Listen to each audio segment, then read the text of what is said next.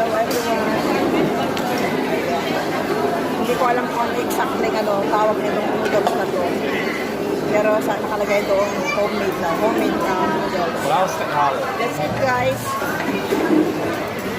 Must be try. Parang nahirapan ako guys. Kain.